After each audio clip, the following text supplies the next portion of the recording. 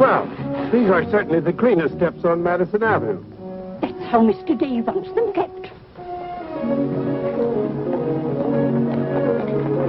Good morning. Good morning.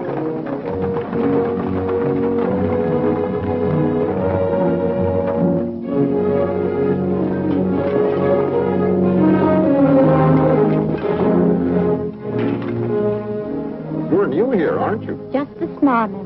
This is the way Mr. Day gets his milk. Get up.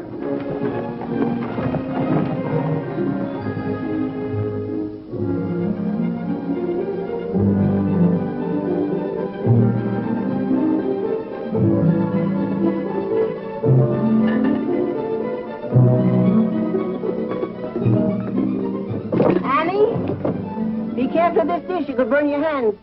And keep the cover on till you're ready to serve them. Mr. Day likes his muffins hot. I'll do that.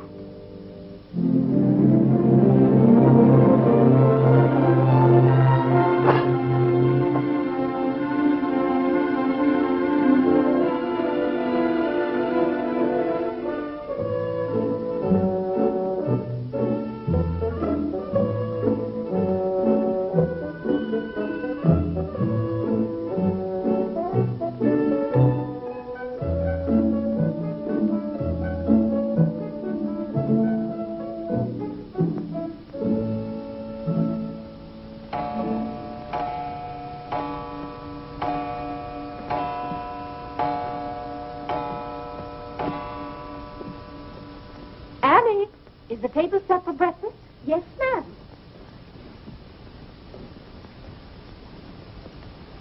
Good morning, ma'am.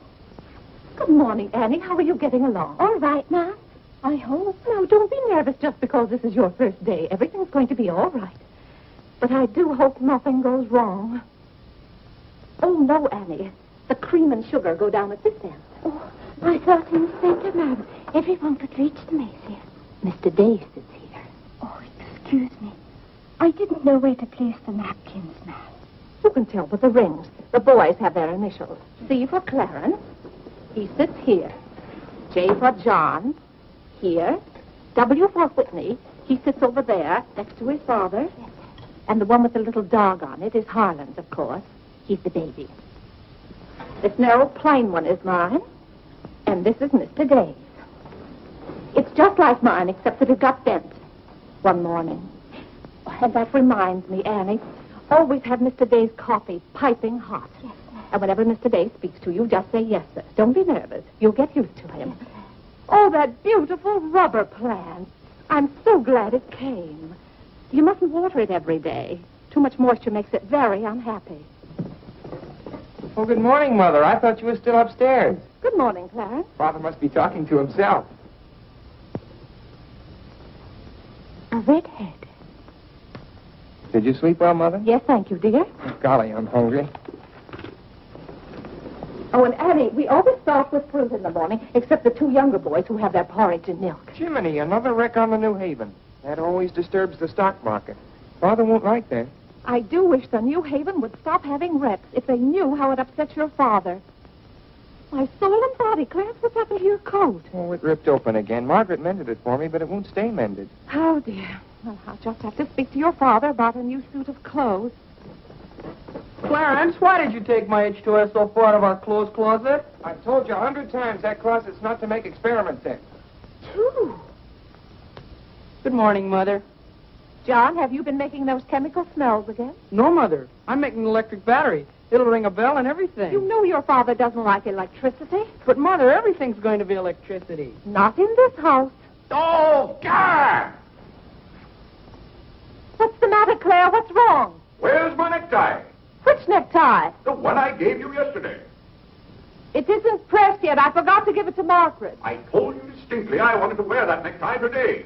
You've got plenty of neckties. Put on another one right away and come down to breakfast. I don't know what this world's coming to. Mother, may I have my breakfast early? I'm going to play baseball. 3. Whitney, before you leave the house, you have to study your catechism. But, Mother, they're going to let me pitch today. Good morning. Who won? The Giants, 7-3. Buck Ewing hit a home run. Let me see. Boys, don't wrinkle the paper before your father sees it. Mother, could Could you ask me my catechism now? I think I know it. Well, let's see. What is your name? Whitney Benjamin. Who gave you your... Doesn't help me down, Mother. There are steps to come down, Mom. Good morning, darling. Good morning, Mother. How's your finger?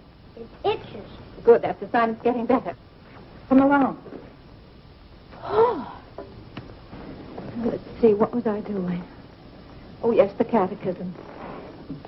Who gave you your name? My sponsors in baptism, wherein I was made a member of Christ, the child of God, and an inheritor of the kingdom of heaven. Mother, if I hadn't been baptized, wouldn't I have any name? Not in the sight of the church. What did your sponsors then for you? They did promise and vow 3 things in my name. First, that I should renounce the devil and all his works, the harmful vanity of this wicked world, and all his sinful lusts of the flesh. And secondly, that I believe all the articles of the Christian faith. And thirdly, that I should keep God's holy will and commandments and walk in the same all the days of my... Good morning, boys. Good morning. Good morning, Morning, Father. Father. Morning, Vinnie. Have a good night? Yes, thank you, Claire. Good. Sit down, boys. What's that thing doing in here? Claire, that's our new rubber plant. Place for rubber plants is on the equator. Take that object out, Catherine. You're not Catherine? No, sir. Good. Never liked Catherine anyway. Thank you, sir. Put it somewhere else, Annie, but not too near a window. Sit down, Harlan. Thank you, dear.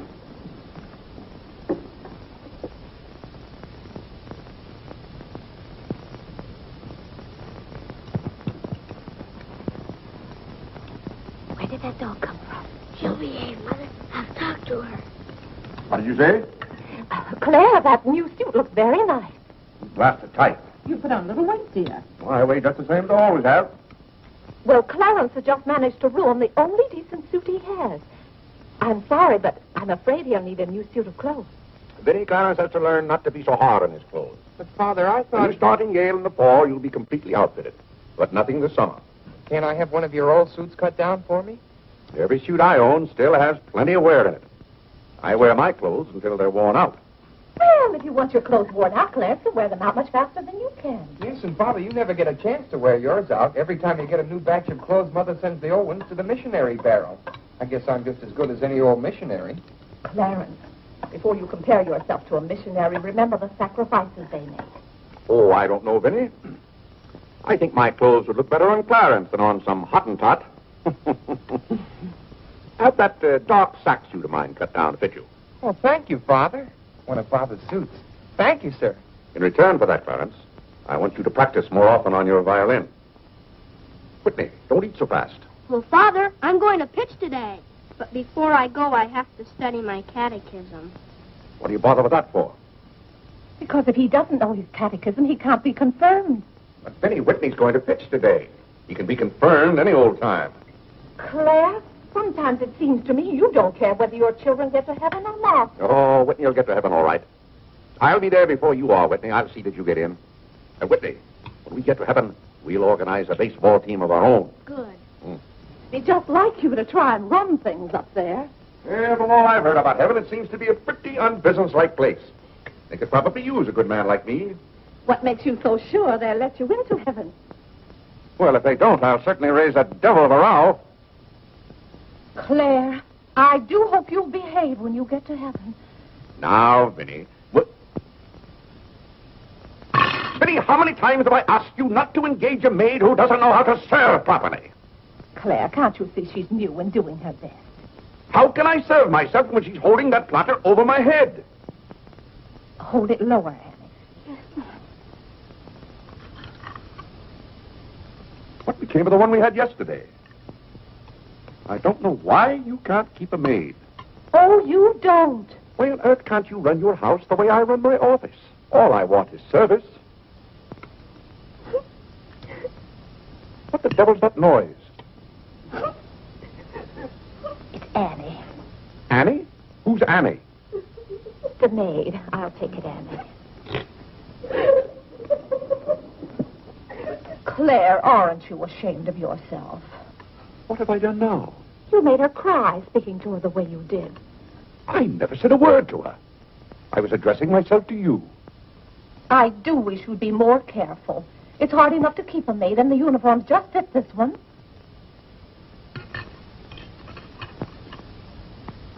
What's the matter, Claire? What's wrong?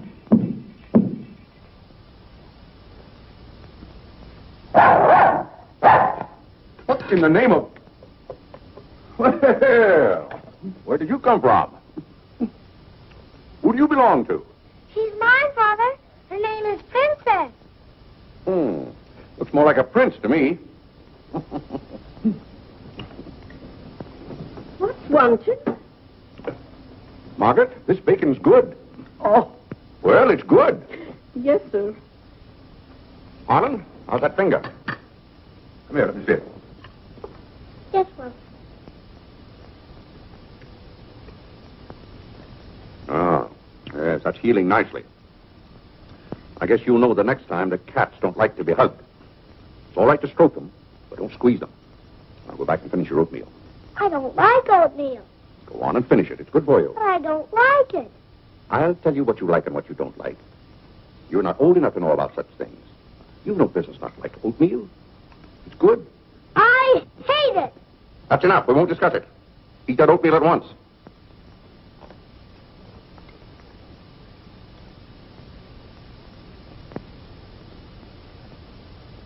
Ah.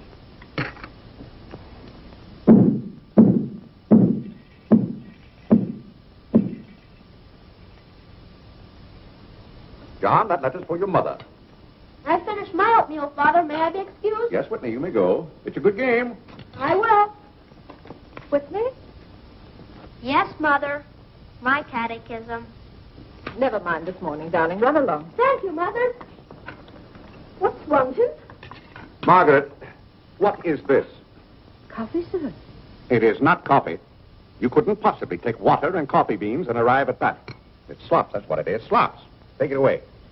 I come down to this table every morning hungry. Well, if you're hungry, Claire, why aren't you eating your breakfast? I am.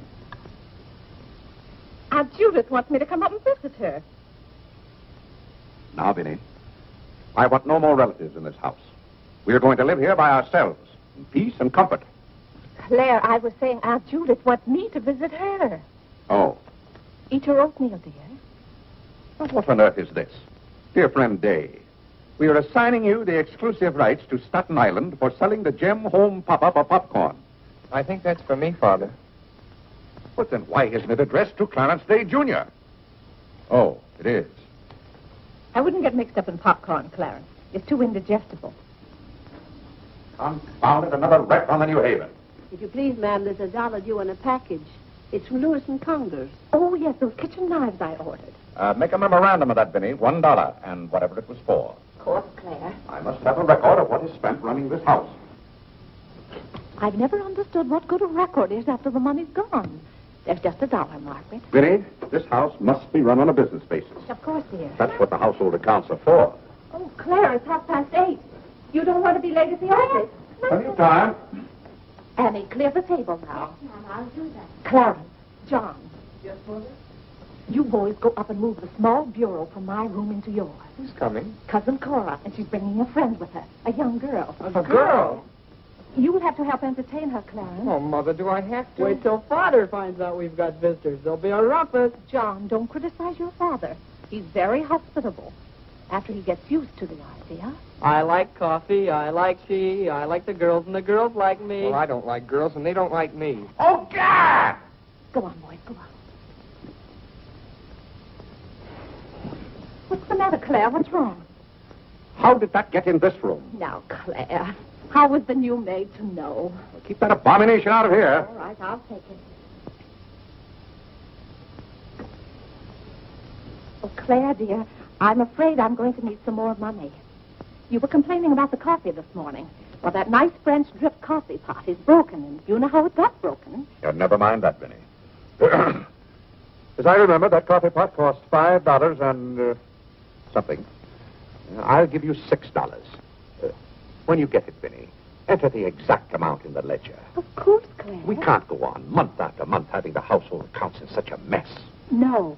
And I thought of a system that will make my bookkeeping perfect. Well, I'm certainly relieved to hear that. All we have to do is open charge accounts everywhere, and the stores will do my bookkeeping for me. Now, wait a minute, Vinnie. Then, when the bills come in, you'd know exactly where your money had gone. Yes, I certainly would. Vinnie, we get enough bills as it is. Claire, dear, don't you hate those arguments we have every month? I certainly do. Not to have those, I should think, would be worth something to you. Well, I'll open an account at Lewis and Conger's and one at McCreary's to start with. Thank you, Claire. We'll see how it works out. Thank you. Oh, the rector's coming to tea today. The rector? Well, I'm glad you warned me. I'll go to the club.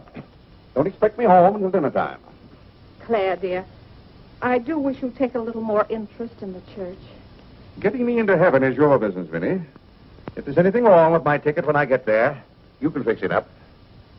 Everybody loves you so much, I'm sure God must too. I'll do my best, Claire. It wouldn't be heaven without you. If you're there, Vinnie, I'll manage to get in some way, even if I have to climb the fence. Sweet Marie, come to me, sweet Marie. Margaret! Margaret! Oh, yeah! What's the matter, Claire? What's wrong? Why did God make so many dumb fools and Democrats? Oh, politics. Yes, but it's taking the bread out of our mouths. Honest Hugh Grant. Honest. Fine mayor you've turned out to be. If you can't run this city without raising taxes every 5 minutes, you'd better get out. Let someone who can. Richard Coker's running this town, and you're just his cat's paw. Tell me this. Are these increased taxes going into public improvements, or are they going into graft? Answer me that honestly if you can, Mr. Honest Hugh Grant. You can't. I thought so. You were elected to office on the promise that you would put an end to all this thievery and corruption. Have you put an end to it? No. You've encouraged it. Every day there's some new raid on the public treasury. If you don't stop plundering the pocketbooks of the good citizens of New York, we're going to throw you and your boodle board of aldermen out of office. I'm warning you for the last time. Robbery. That's what it is. Highway robbery. Annie. If you think we're going to submit to this... Take this fresh cup of coffee in to Mr. Day. Tell you, sir. But Mr. Day's Real got a estate owners visitor. of New York City are not going to tolerate these conditions any Nonsense. longer. Sooner along you know. We pay you a good round sum to watch after our interests, and all we get is inefficiency. I know you're an nincompoop, and I strongly suspect you of being a scalawag. You're not going to escape your legal responsibilities. Legal responsibilities? By God, I mean criminal responsibilities. Don't think for 1 minute we're going to let you escape. We're going to throw you into jail.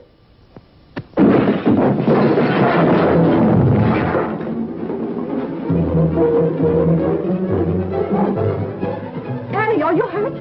He can't throw me into jail? Vinnie? Vinnie, why can't I have quiet here in the morning? Claire, what happened? It sounded to me as though that maid dropped a whole tray of dishes. Yes, but what did you say to her? Say to her? I haven't seen her since breakfast. I better get to the office. Oh, yes, Claire, you don't want to be late. I'll be home in plenty of time for dinner. Why don't we have chicken fricassee tonight? Well, Claire, chicken's gone up. It's 8 cents a pound.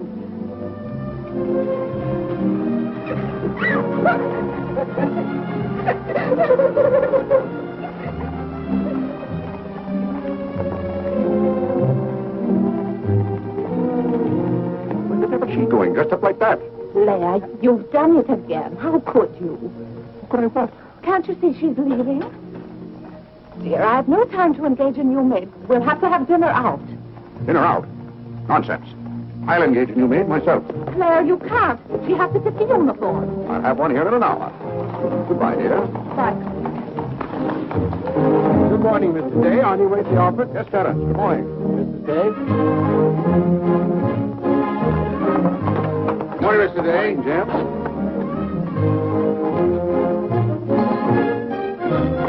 Get here.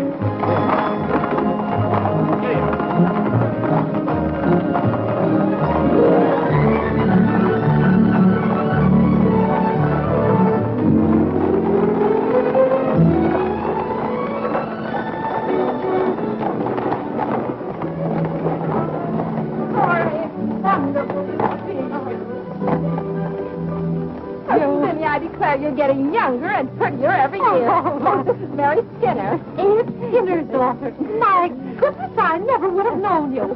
Just leave your things out here and come right on in. I heard my father talk so much about you, Mrs. Vinnie. Did he tell you how he used to dip my pigtails in the inkwell at school? What's the news in Pleasantville, Cora? Oh, Vinnie, I have so much to tell you. We wrote you that Aunt Carrie broke her hip. Yes. That was the night that Robert Ingersoll lectured. Of course, she couldn't get there, but It was a good thing for Mr. Ingersoll she didn't. How do you do, Cousin Cora? Oh, Clarence. My. Oh, no, Cora, this is John. John, why, how you've grown. You'll be a man before your mother. John, this is Mary Skinner. How do you do? How do you do? Vinnie, everybody in Pleasantville sends their love. Oh. Grandpa Everett, Cousin Edith, Aunt Hattie, the Taylors, just everybody. Cora, how is Grandpa Everett? Oh, he hasn't been at all well. You know he only has one kidney, and that's floating. How do you do, Cousin Cora? I'm glad to see you. This can't be Clarence. Yes, it is. My. My goodness, every time I see you boys, you've grown another foot. Let's see, you're going to St. Paul's now, aren't you? St. Paul's? I was through with St. Paul's long ago. I'm starting in Yale this fall. Yale? Oh, Mary, this is Clarence, Mary Skinner. How do you do? Oh, this is Mary's first trip to New York. Yes, it is. It's her first trip. Well, you'll have to show Mary around. Oh, I tell you, I'll ask Mr. Day to take us all to Delmonico's for dinner tonight. Delmonico's? Think of that, Mary. Delmonico's. And Cousin Clara's such a wonderful host. Well, I know you girls want to freshen up, so come upstairs. Clarence, get their bags. I've given you girls Clarence's room, but he didn't know about it until Now, this Vinnie, morning. I don't want you to He has a little get this thing all. out Don't you here. bother about us for That one doesn't minute. John, get their old bag. Oh, you play the violin. Well, I fool with her a little. You're just being modest. No, really, I play the piano. Not awfully well, but... Now, you're being modest. Do you ever play duets? Well, I haven't up to now. Neither have I. Up to now.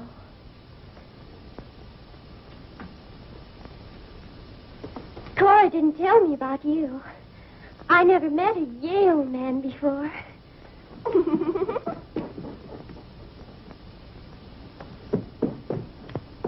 What's happened to you? Nothing. I feel fine.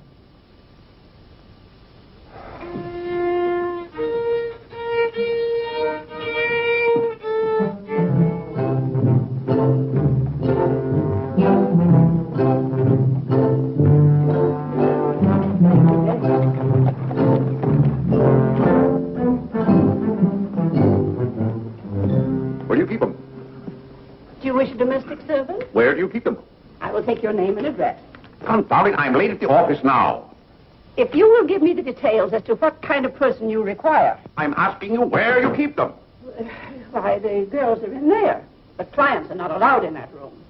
If you will tell me the kind of a position you wish to have filled, I'll be very glad to...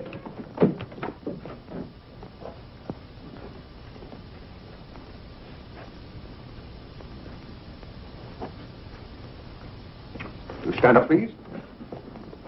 Sir, this is quite against the rules.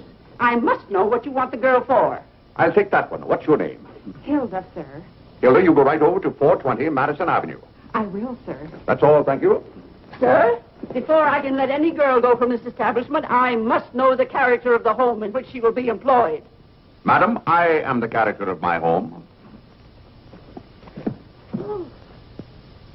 My duty toward my neighbor is to love him as myself and to do unto all men as They should do unto me. they should do unto me. To He really knows it. Well, he's done very well for so young a boy. May I go now? Yes, darling. Thank you, Dr. Lloyd. Not at all. Come on, Howard. Wait for me. Ah, you and Mr. Day must be very proud of your children. I was hoping I'd find Mr. Day at home this afternoon. Well, he's usually home from the office by this time. Perhaps he's gone for a gallop in the park. It's such a fine day. He's very fond of horseback riding, I believe. Oh, yes. Tell me, has he ever been thrown from a horse? Oh, no. No horse would throw Mr. Day. I just thought he might have had some accident. I notice he never kneels in church. Oh, that's no accident. But I don't want you to think he doesn't pray. He does. Why, sometimes you can hear him all over the house. But he never kneels. Ah, perhaps that's Mr. Day now. I hardly think so. Oh, the devil, I forgot. Claire, you're just in time for tea. I'll send for some hot water. How are you, Dr. Lloyd? It's a great pleasure to have a visit with you, Mr. Day. Mother, are they back yet? No, Clarence, no. Except for a brief glimpse on the Sabbath, I don't see much of you. Well, Claire, did you have a busy day at the office? Devilishly busy. Claire. A very busy day. Tired out. How a man can get tired just sitting at a desk all day, I don't know. I suppose Wall Street is just as much a mystery to you as it is to me, Dr. Lloyd. No, it's all very clear to me. My mind often goes to the businessman. The picture I'm most fond of is when I envision him at the close of the day's work. I see him pausing in his toil, and it comes over him that all those figures of profit and loss are without importance or consequence. Vanity and dust. Well, I'll be... Claire? Yes, ma'am. Delia, some more hot water, please. Yes, ma'am. Who's that? The new maid. Where's the one I sent this morning? The uniform didn't fit. I like the one I picked out better. Claire, Dr. Lloyd wants to tell us about the plans for the new edifice. The new what? The new church. You knew we were planning to build a new church. Of course, we're going to have to raise a large sum of money. Well, personally, I'm against the church hopping, skipping, and jumping all over the town. So any contribution I make will have to be a small one. The amount everyone is to subscribe has already been decided. Who decided it? After considerable thought, we voted that our supporting members should each contribute a sum equal to the cost of their pew. I paid $5,000 for my pew. Yes, Claire, that makes our contribution $5,000. That's robbery. Do you know what that pew was worth today? $3,000. That's what the last one sold for. I've taken a dead loss of $2,000 on that pew already. Frank Baggs sold me that pew when the market was at its peak. He knew when to get out. And I'm warning you, Vinnie, if the market ever goes up, I'm going to unload that pew. Clarence Day, how can you speak of the temple of the Lord as though it were something to be bought and sold on Wall Street? Now, Mrs. Day, your husband is a practical man. We've had to be practical about the new church. We have all the facts and figures. Oh? What's the property worth where we are now? Oh, let's see. Is it $40,000? I know the figure has a 4 in it. What's the new piece of property going to cost you? I think the figure I heard mentioned was $85,000. Or was it $185,000? Dr. Lloyd, you preach that someday we'll all have to answer to God. We shall indeed. Well, I hope God doesn't ask you any questions with figures in them. Mrs. Day is in the living room. Thank you. It's Cousin Cora. Hmm? She's passing through town. Oh. Well. Oh, hello. Hello. Hello. Thank you for helping me. Come, Mary. Oh, Vinnie, what a day. We've been in every shop in town. Why, Cousin Claire. Cora, My. you're as welcome as the flowers in May. This is Mary Skinner, Mr. Day. How do you do? I've been telling Mary all about you. She's been dying to meet you. Well, Dr. Lloyd, I want you to meet my favorite cousin, Miss Cartwright. How do you do? And this is Mary Skinner, Miss Skinner, Dr. Lloyd. How do you do? How do you do? Well, it seems to be a family reunion. I'll just run along. goodbye, Dr. Lloyd. Goodbye, Miss Cartwright. Goodbye. Goodbye. Oh, Clarence, you haven't said how do you do to Dr. Lloyd. Goodbye, Dr. Lloyd. Goodbye, everybody. I'll go to the door with you, Dr. Thank you, Lloyd. and thank you so much for tea. Those muffins were delicious. Who did you say this pretty little girl is? She's Ed Skinner's daughter. This is Mary's first trip to New York. Oh, sit down, sit down. have some tea. We had tea downtown. Oh, never mind then. Delia, sit down. Even if you have had tea, you can stay and visit for a while. As a matter of fact, why don't you both stay to dinner? That's all arranged, Claire. Cora and Mary are going to have dinner with us. Fine. Of course, you just have to take potluck. Well, I'd hardly call it pot. Claire, did you know the girls are going to visit Aunt Judith in Springfield for a whole month? Fine. Now, how long are you going to be in New York, Cora? All week. Splendid.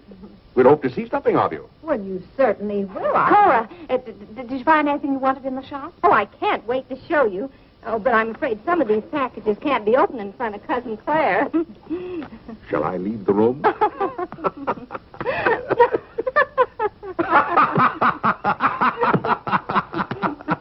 Oh, Clarence, but you take the package in the hall up to our room, or should I say your room. Wasn't it nice of Clarence to give up his room to us for a whole week? Cora, come on, I just can't wait to see what's in those packages. Well, we'll be back soon. Vinnie, I wish to speak to you before you go upstairs. I'll be down in just a minute, Claire. I wish to speak to you now. I'll be up in just a minute, Cora. It's all right, Vinnie. Come along, Mary. Are those two women encamped in our house? Now, Claire. Answer me, Vinnie. Now, Claire, you know... Answer me! Just a minute. Clarence.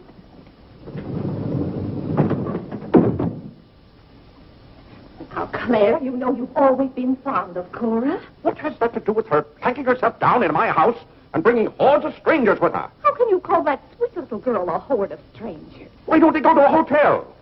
New York is full of hotels built for the express purpose of housing such nuisances. Claire, two girls alone in a hotel? Why, who knows what might happen to them? All right, then put them on the first train.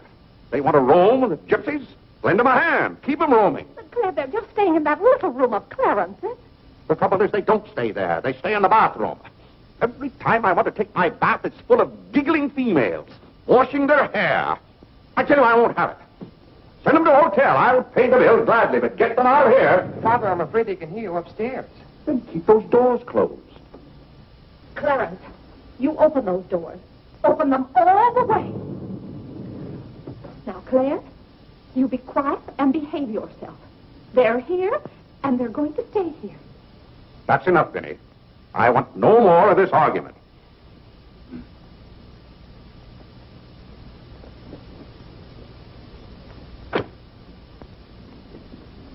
Oh, what I don't understand is why this swarm of locusts always descends on us without any warning. Oh, thunder.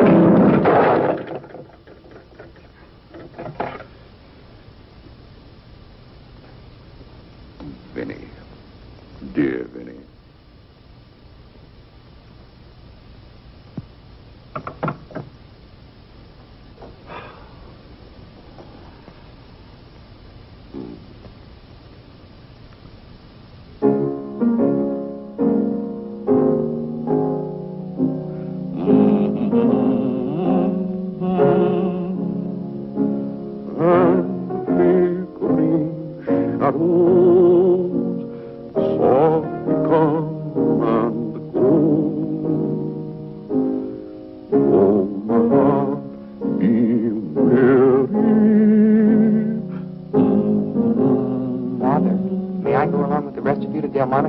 What's that, Delmonico's? You're taking Mother, Cousin Cora, and Miss Skinner to Delmonico's for dinner tonight.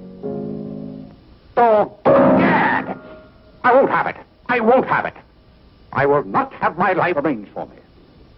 I bought this house for my own comfort. I will not submit myself to this indignity. Now, Claire, what's the matter? I won't stand it. By heaven, I won't stand it. Clarence. Do I understand that I am not permitted to have dinner in my own home? Claire, a little change will do you good. I have a home to have dinner in, and any time I can't have dinner at home, this house is for sale. Well, Claire, you can't have dinner here tonight because it isn't ordered. And besides, Cora and Mary want to see something of New York. Well, that's no affair of mine. I am not a guide to Chinatown and the Bowery. Oh, Mr. Day, I just love your house. I could live here forever.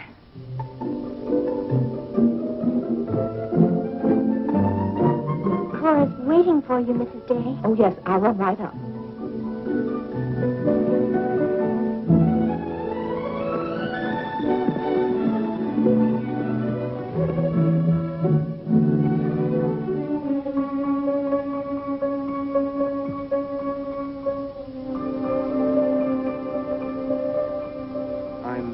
Glad you like our house, Miss Skinner. I like it very much, Mr. Day. Praise from a stranger is approbation indeed. At home, our living room is green. I like green. I like green, too.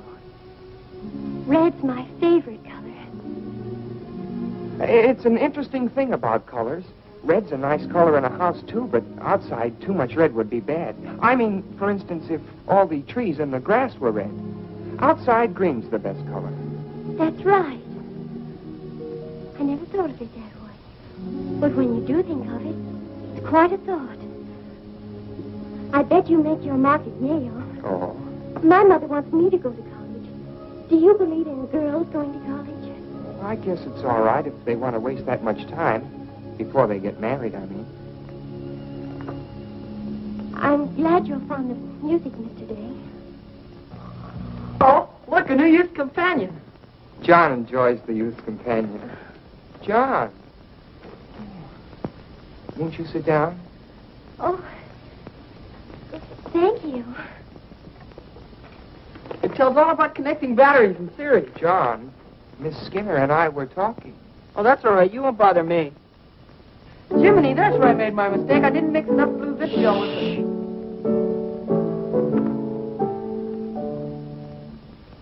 Oh, don't stop. Can you play that? I'm afraid not. Can you play Sweet Genevieve? That's my favorite. Not without my music. Hymns are nice, don't you think? I like this one.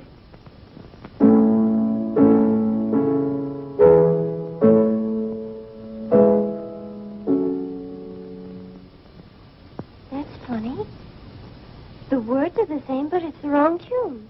Oh, it can't be the wrong tune. We sing it exactly that way in church. We don't sing it that way in the Methodist church. You see, we're Methodists. Oh, that's too bad. Oh, I don't mean it's too bad that you're a Methodist. Anybody's got a right to be anything they want, but what I mean is, we're Episcopalians. Yes, I know. Anyway, the words are the same. Shall we begin?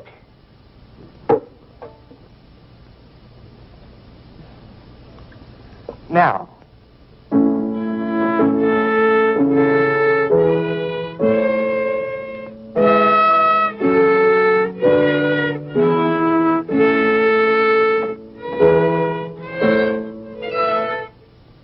Oh, dear. Well, what's wrong? Shall we try again?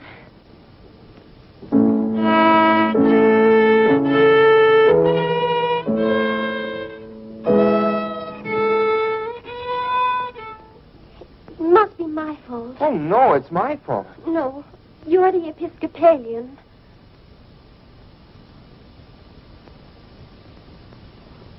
I just remembered something. My father was an Episcopalian. He was baptized an Episcopalian. He was an Episcopalian right up to the time he married my mother. She was the Methodist. Oh.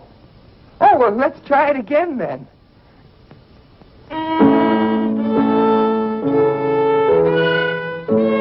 Well, Clarence, if you're going to Delmonico's with us, you'd better get dressed. Am I going to? Jiminy! Thank you, Father. Be ready in just a minute, Mother. Vinnie, that young lady looks about the same age you were when I came out to Pleasantville to rescue you. Rescue me? You came out there to talk me into marrying you. It worked out just the same.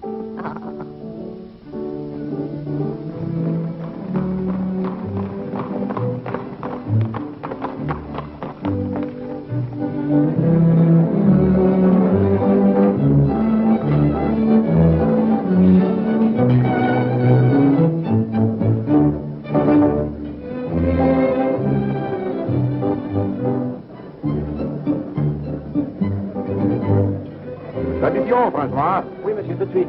Louis, l'addition pour monsieur Day. Oui, monsieur. Alors, vite, vite, tout de suite. Alors, vite, vite, tout de suite. Cette sauce diable était délicieuse. Merci, monsieur. Je suis content que monsieur soit satisfait. Merci, monsieur. Bon. French. Oui. No cooking like the French. Claire, it was so nice of you to invite Cora and Mary here their first night. It's been a pleasure. Mr. Day, have you always been an Episcopalian? I've always gone to the Episcopal Church, yes. But you weren't baptized in Methodist or anything, were you? You were baptized in Episcopalian? Come to think of it, I don't believe I was ever baptized at all. Claire, that's not very funny, joking about a subject like that. I'm not joking. I remember now, I never was baptized. Claire, that's ridiculous. Everybody's baptized. What? I'm not. No one would keep a little baby from being baptized. You know father or mother, free thinkers, both of them. They thought their children should decide those things for themselves. But Claire... I remember when I was 10 or 12 years old, Mother set out to give some thought to it, but I never got around to having it done to me. Claire, do you know what you're saying? Yes, I'm saying I've never been baptized. Then something's got to be done about it right away. Now, Vinnie, don't get excited over nothing. Why haven't you ever told me? Well, what difference does it make? I've never heard of anyone who wasn't baptized. Even the savages in darkest Africa. It's all right for savages and children. But if an oversight was made in my case, it's too late to correct it now.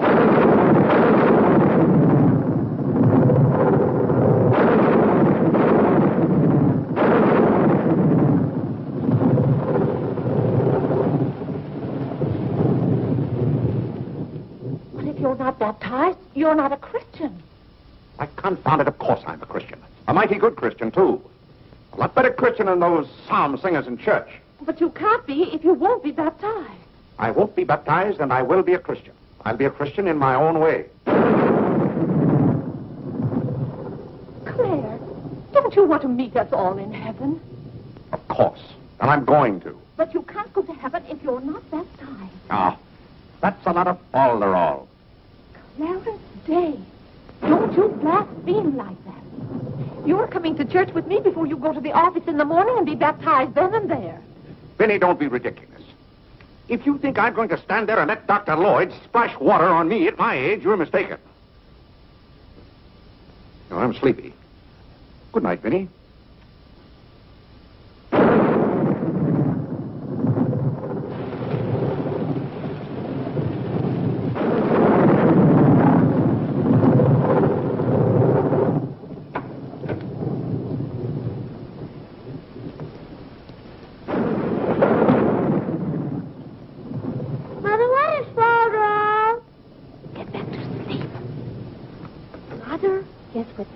Father hasn't been baptized, he hasn't any name. In the sight of the church, he hasn't any name. That's right. Maybe we're not even married.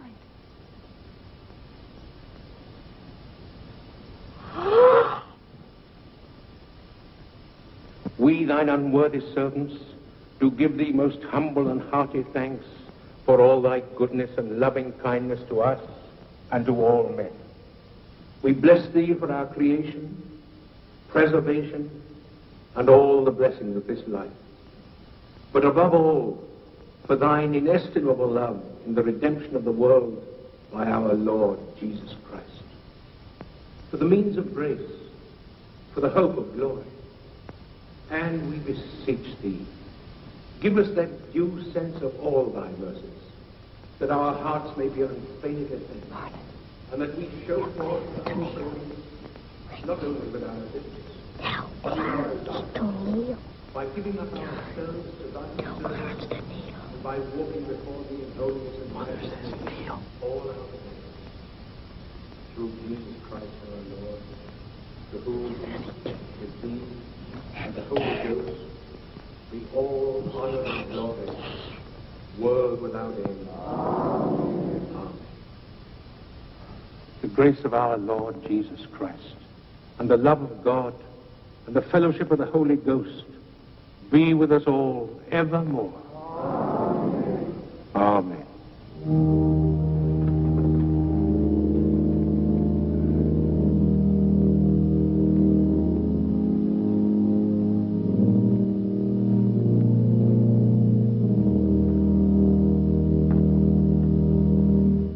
And so, my friends, what comfort and security it gives us, when we have reached the age of understanding, to know that the rite of baptism has not been neglected in our infancy or youth. Can you imagine any man who has reached maturity with the knowledge that he had never been baptized, failing to hasten to the holy font that his soul might be saved? As it says in the baptismal office, except a man be born of water and of the Spirit, he cannot enter into the kingdom of God. He that believeth and is baptized shall be saved, but he that believeth not shall be damned. What's that follow up to? It can't be. Which also showeth us the great benefit we reap thereby. He that is baptized showeth great benefit. No, Father. But he that believeth not, cannot enter into the kingdom of God. It says, shh. For the promise is to you, to your children. Doubt ye not, therefore, but earnestly believe.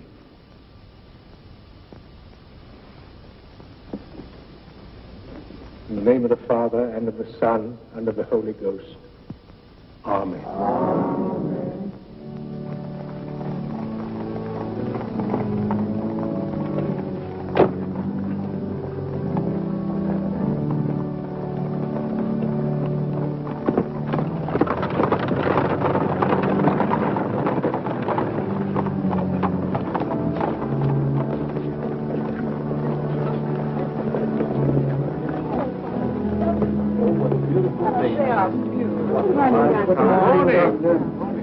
This is William Tyler Wickersham. And this is Wilhelmina Eugenia Wickersham. What a lovely day for them to be baptized. The happiest day of my life.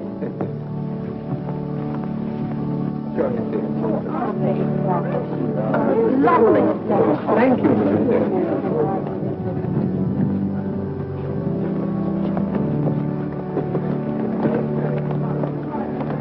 Claire, you know I didn't ask Dr. Lloyd to do that. You must have said something. Well, I had to find out from him if we were really married. I am married and I'm not baptized. And as far as I'm concerned, the whole congregation can know it. They certainly know it now. That suits me. I don't go to church to be preached at as though I were some lost sheep. Claire, you don't seem to understand what the church is for. Vinnie, if there's one place the church should leave alone, it's a man's soul.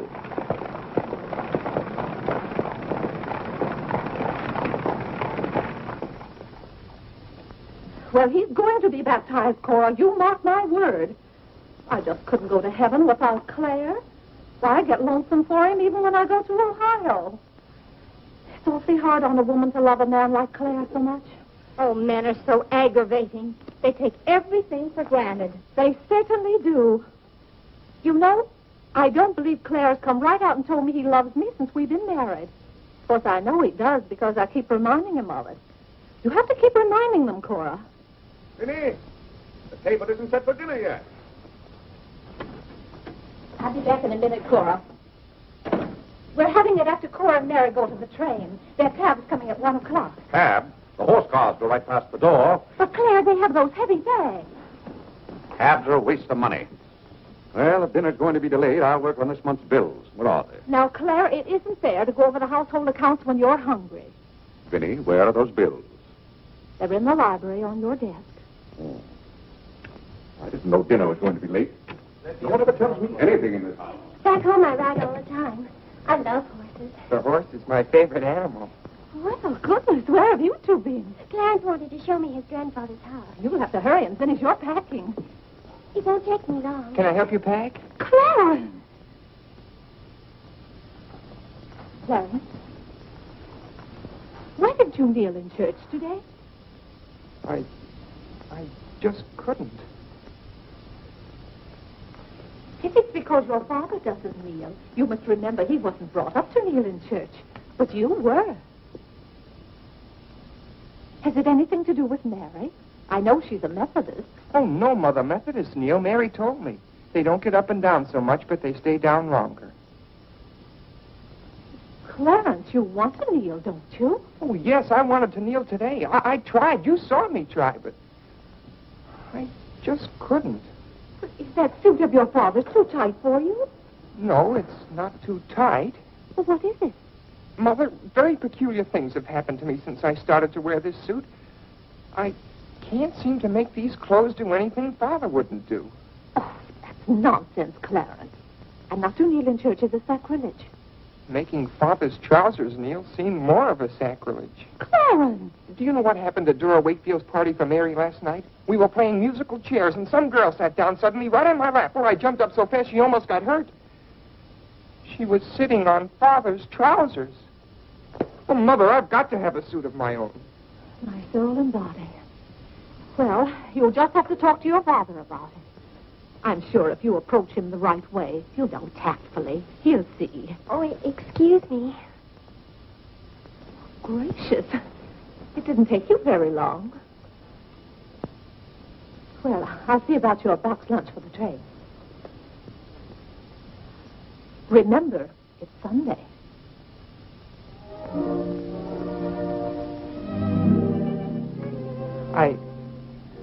I was hoping we could have a few minutes together before you left. Cora had so much to do, I wanted to get out of her way. Well, didn't you want to see me? I did want to tell you how much I've enjoyed our friendship. Oh, hello. Mother told us to sit in the living room till dinner's ready. Not on the best sofa. Hello. Have you ever been out on our porch? Oh, yes. Well, let me show it to you. It's awfully hard to grow up in a family with children. My, I've never known a week to pass so quickly. Why, Yes? Yes? You're going to write me when you get to Springfield, aren't you? Of course. If you write me first. But you'll have something to write about, your trip and Aunt Judith and how things are in Springfield. You write me as soon as you get there. Maybe I'll be too busy. Maybe I won't have time. Well, you find the time. Let's not have any nonsense about that. You'll write me first and you'll do it right away, the first day. How do you know I'll take orders from you? I'll show you. Give me your hand. Why should I? Give me your hand, confound it. What do you want with my hand? I just wanted it. What are you thinking about? I was just thinking. About what? I was hoping you'd write me first, because that would mean you liked me. Well, what's my writing first got to do with liking you? You do like me then. Of course I do. I like you better than any girl I ever met. But you don't like me well enough to write first. Well, I don't see how one thing's got anything to do with the other. But a girl can't write first because she's a girl. Well, that's nonsense. If a girl has something to write about and a fellow hasn't, there's no reason why she shouldn't write first. You know, the first few days I was here, you'd do anything for me. And then you changed. You used to be a lot of fun. Then all of a sudden you turned into an old sober side. Why, you even dressed like an old sober side. What's the matter? I just happened to remember something. What? Oh, I know. It's because this is the last time we'll be together. Mary, please. But, Clarence, we'll see each other in a month when I come back. Oh, Clarence, please write me first, because that'll show me how much you like me. Please. I'll show you how much I like you. Get up, get up! Oh, Mary, don't do that. Please don't do that. No, just a bold and forward girl. Oh, no, it's not that. Oh, is it because it's Sunday? No, it'd be the same any day. Oh, you just didn't want me sitting on your lap. Oh, it was nice of you to do it. It was nice of you, so you told me to get up. You just couldn't bear to have me sit there. Oh, you needn't write me first. You needn't write me any letters at all. Because I'll stay there without owning them. I never want to see you again. Oh, Mary, listen to me. Mary, please. Oh, Mary.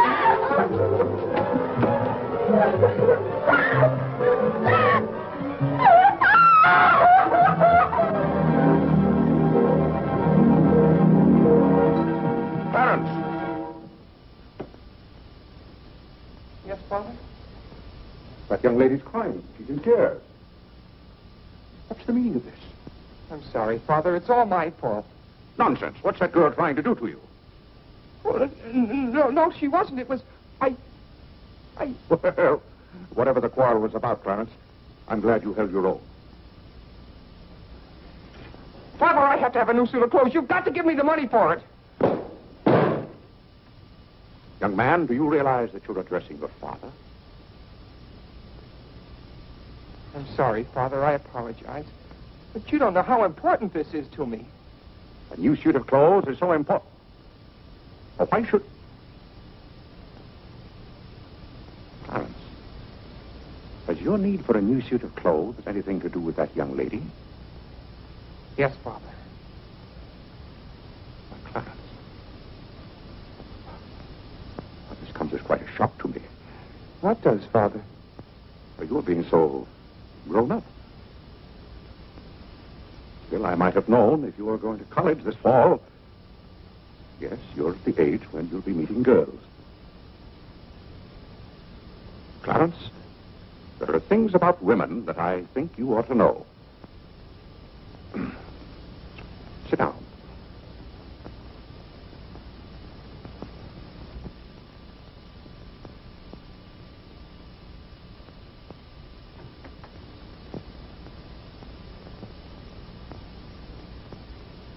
Yes, I think it's better for you to hear this from me than to have to learn it for yourself. Clarence, women aren't the angels that you think they are. Well, now, first let me explain this to you. You see, Clarence, we men have to run this world, and it's not an easy job. It takes work, and it takes thinking. A man has to reason things out. Now, you take a woman. A woman thinks... No, I'm wrong right there. A woman doesn't think at all. She gets stirred up. And she gets stirred up over the most confounded things. Now, I love my wife just as much as any man, but that doesn't mean that I should stand for a lot of falderall. By gad, I won't stand for it. Stand for what, Father? That's the one thing I shall not submit myself to. Clarence, if a man thinks a certain thing is wrong, he shouldn't do it. If he thinks it's right, he should do it. Now, that has nothing to do with whether he loves his wife or not. Who says it has, Father? They do. Who, sir? Women. They get stirred up. And then they try to get you stirred up, too. But don't you let them do it, Clarence. Don't you let them do it. Now, if you can keep reason and logic in the argument, well, a man can hold his own, of course. But if they can switch you, pretty soon the argument's about whether you love them or not. I swear I don't know how they do it. But don't you let them, Clarence. Don't you let them. I see what you mean so far, Father. If you don't watch yourself, love can make you do a lot of things you don't want to do. Exactly. But if you do watch out and know just how to handle women, then you'll be all right. All a man has to do is be firm. You know how sometimes I have to be firm with your mother. Yes, but Father, what can you do when they cry? Well, that's quite a question. You just have to make them understand that what you're doing is for their good. I see. Now, Clarence, you know all about women.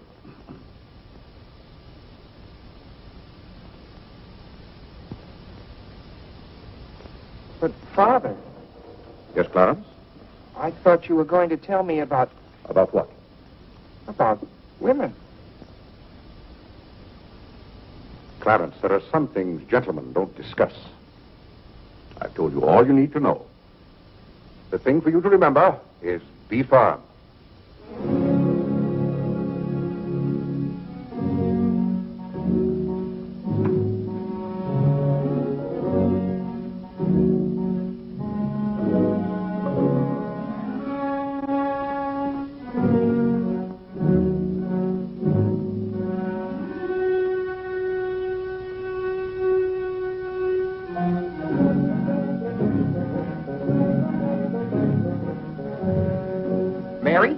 When you get to Springfield, the very first thing you...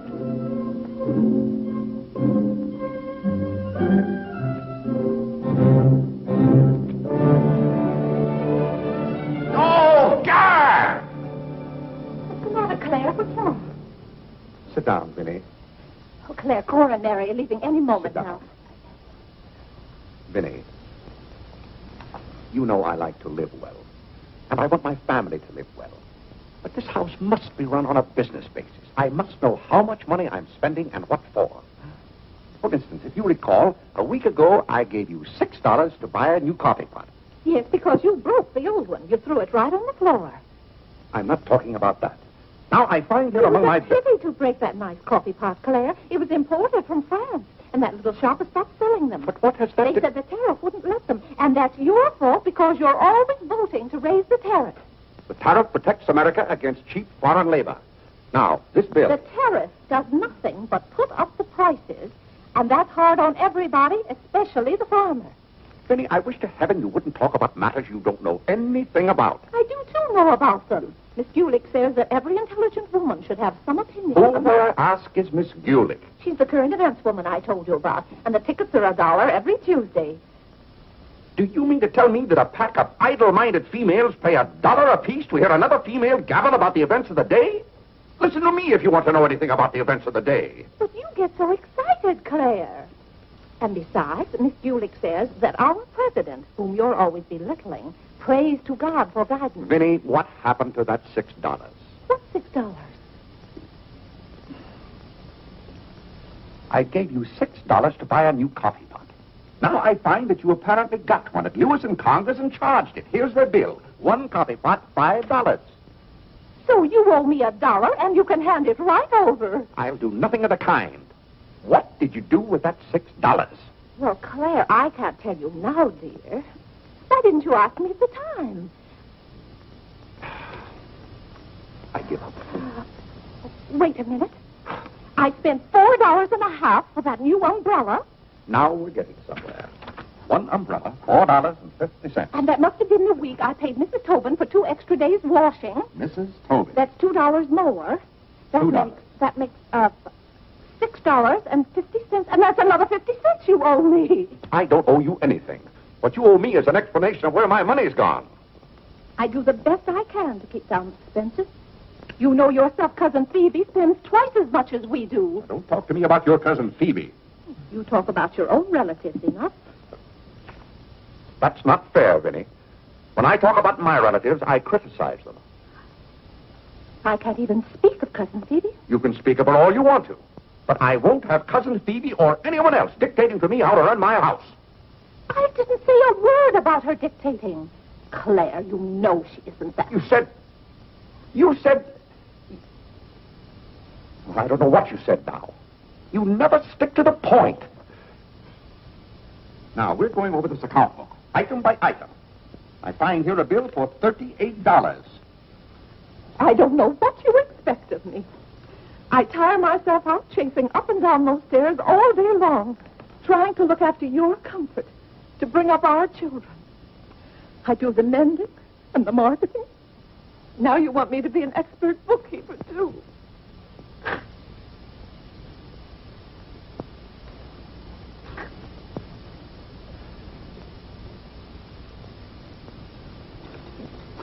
Vinnie, I want to be reasonable, but can't you understand? I'm doing all this for your own good. Oh. Well, I suppose I'll have to go ahead just paying the bills and hoping I've got enough money in the bank to meet them. It's all very discouraging. I'll try to do better, Claire. Well, that's all I'm asking. Well, I'll make out the checks and sign them. But maybe I haven't any right to sign those checks since in the sight of the Lord I haven't any name. That's right. Claire, to make those checks good, you'll have to be baptized right away. Vinnie, the bank doesn't care whether I've been baptized or not. Well, I care. And no matter what Dr. Lloyd said, I'm not sure we're really married. Vinnie, we have 4 children. If we're not married now, we never will be. Claire, Dr. Lloyd said this morning. That's all, Vinnie. Hadn't you better go tell Whitney to watch for the cab? Not before you give me that $1.50. What $1.50? The $1.50 you owe me. I don't owe you any $1.50. I gave you money to buy a coffee pot for me, and somehow it turned into an umbrella for you. Why, Clarence Day, what kind of man are you? Quibbling about $1.50 when your immortal soul is in danger. And what's more, All right. All right.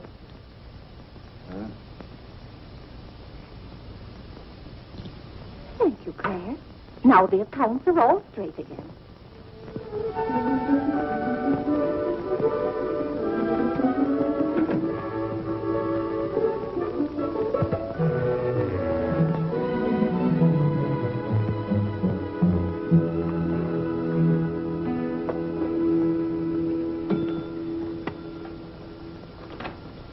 What were you doing down there? I'm setting up this new burglar alarm. I invented it myself. Have you got any money you can lend me? No, you owe me 30 cents now. Well, I'll give you my stamp collection and my piece of John Wilkes Booth's finger. How much? Enough to get a new suit of clothes? If you can wait a month till I hear from the patent office in Washington, I may be rich. Well, I can't wait that long. Maybe I could get it sooner. I'm going to look into something else tomorrow. Wanted, an energetic young man to sell household necessity. Liberal commission. Applied 312, but... John, let me have this job. Why should I give you my jobs? They're hard to get. But I've got to get a new suit of clothes. Maybe I could get the job for both of us. I'll ask the man.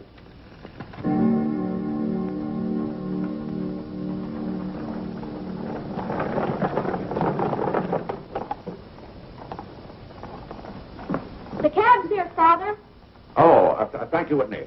Vinnie, Cora, the cab's here. John, go up and get their bags. Yes, sir.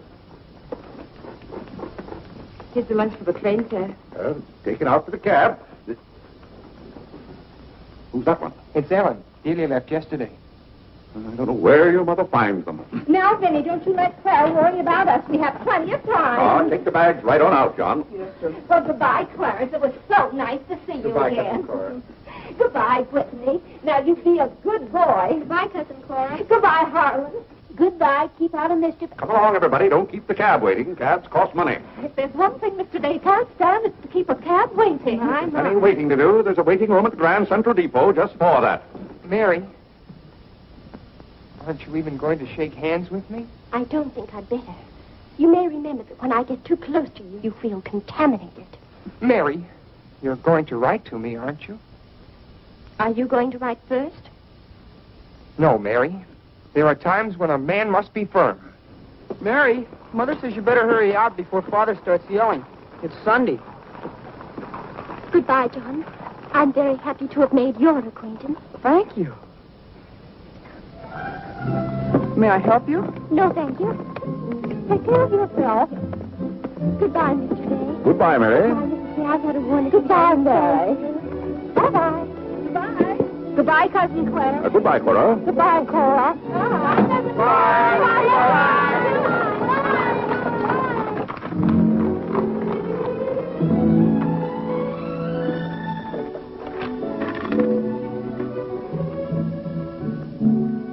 Dear Mary. My duty toward my neighbor is to love him as myself and to do to all men as I would they should do unto me. Has Father gone to the office yet? Come on, let's go to the ball field. I've got to guard this box till John comes back. It's his burglar alarm. It wouldn't work, so he fixed it. We're going to put it back in the dining room after Father goes to the office. Are there burglars around? Everywhere. Oh. To love, honor, and succor my father and my mother. Why do you have to learn that? Because if I don't, I'll go to hell. Father's going to hell. He is not. Yes, he is, because he isn't baptized. He'll go to hell and burn for 1,000 years. He won't. He won't. He'll be in a lake of fire and brimstone, and 1,000 devils with pitchforks will be poking at him. No, Mother, don't let the Father will hear you. No, I don't.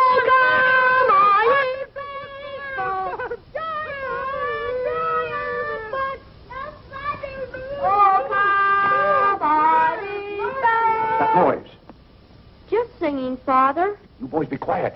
You know your mother isn't feeling well. Yes, Father.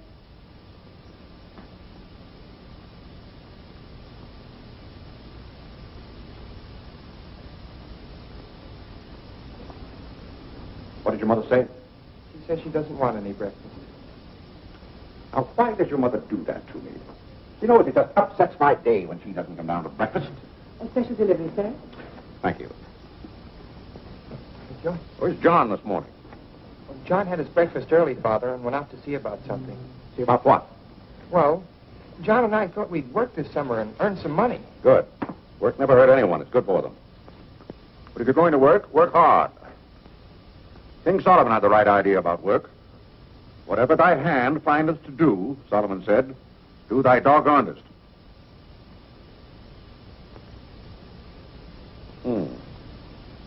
Well, I don't understand this at all. Here's a letter from some woman I never even heard of. Oh, Father. Oh, Gad! What is it, Father? This woman claims that she sat on my lap and that I didn't like it. Huh. What's that word? Oh, that one down there. It looks like curiosity. Oh. I only opened your letter as a matter of curiosity. Huh. Yes, go on. Why, this gets worse and worse. It just turns into a lot of sentimental, lovey-dovey mush. Cha! This is someone's idea of a practical joke. What's the matter, Claire? What's wrong? Nothing wrong. Just a fool letter. How are you feeling, Vinnie? I thought you needed me. If you don't, I'll go back to bed. Oh, no. Come sit down and get some food in you. Do you good. Build up your strength. Yeah, here, sit down. Here, what's this one's name? Nora. Nora, get Mrs. Day some bacon and eggs. No, Nora. Bring me a cup of tea up to my room. Yes, ma'am. Oh, Vinnie, it's just weak to give in to an ailment. I notice when you have a headache, you yell and groan and swear enough. Well, that's to prove to the headache that I'm stronger than it is. I think I've caught some kind of germ. Some of my friends have had to send for the doctor. The doctor? Oh, poppycock. But Claire, dear, when people are ill, you have to do something. Certainly I have to do something. Cheer them up. That's the way to cure them.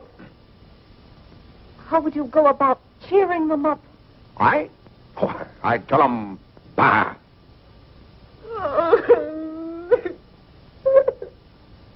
What have I done now? Oh, Claire, hush up.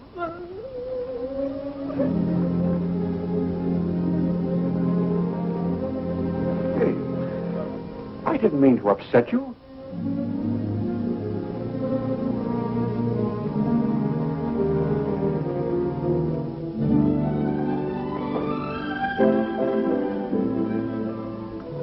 Dear Clarence.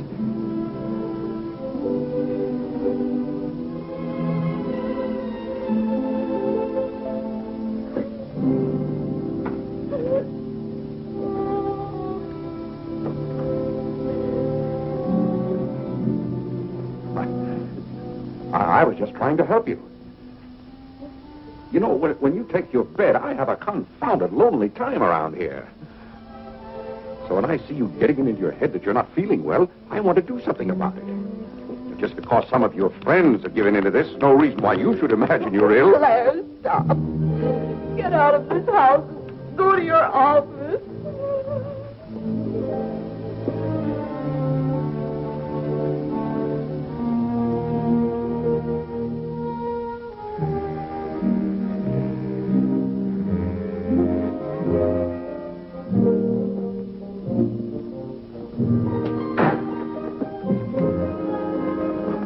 Did you get the job? Yes, for both of us. Look, I've got it with me.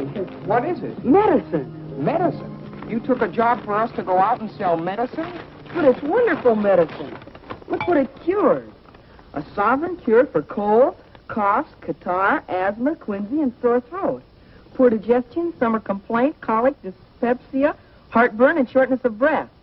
Lumbago, rheumatism, heart disease, giddiness, and women's complaints. Nervous prostration, St. Vitus dance, jaundice, la grippe, proud flesh, pink eye, seasickness, and pimples. It's made from a secret formula known only to Dr. Bartlett. We get 25 cents commission on every bottle we sell, and he's giving us the territory of all Manhattan Island. Well, lots of fathers and mothers' friends have some of those diseases. Let's start out by calling on them. Yes. Oh, what if they ask us if we use it at our house? Yes, it would be better if we could say we did. Excuse me? Oh, is that the tea for Mrs. Day? Yes. Oh, I'll take it up to her. Thank you. Right away now, while it's hot. What's the matter with Mother? I don't know. She was just complaining. Say, it says here it's good for women's complaints. Here.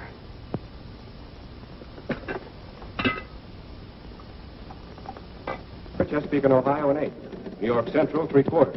I'd like to see Mr. Day about those Morris and Essex apartments. They're very busy this morning. You'll have to wait.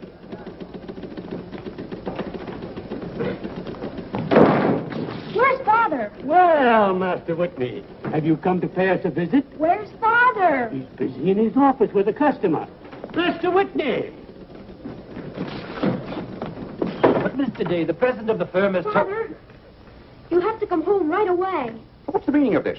Who sent you down here? Your mother? No, sir. Mother's ill. She's terribly ill. Did the doctor send you for me? No, sir. It was Margaret. Margaret? Margaret says you're to come home right away and no nonsense. Perkins, go down and stop the first cab you see. A cab, sir? For you, Mr. Day? Yes, I want a cab, and no nonsense. Yes, sir. I'm sorry, Mr. Hopkins.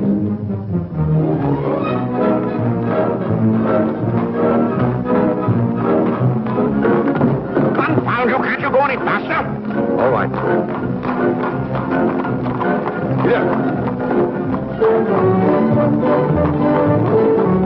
Get there, you hear me? Get up!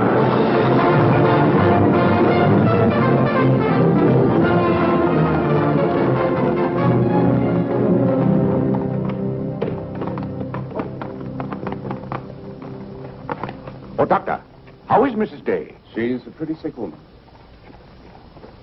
Oh, what's wrong with her? Well, do you know or don't you? What did Mrs. Day have for breakfast this morning? Not a thing. I tried to get her to eat something, and she wouldn't. I can't understand it. Understand what? These violent attacks of nausea. It's almost as though she were poisoned. Poison? Let me take your cab. I'll try not to be gone more than 10 or 15 minutes. And, Mr. Day, you're not to go into a room. You'd better get her well. Right away, or you'll hear from me. Turn west on 47th Street. Yes, yes.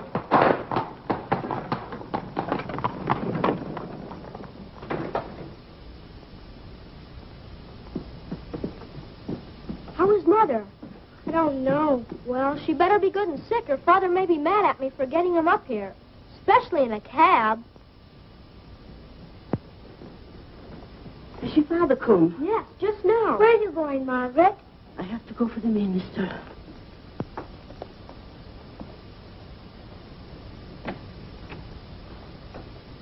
I guess the minister's coming to baptize Father, so I won't have to go to hell. You can't be baptized in a house. You've got to have water. We have lots of water. Not the right kind.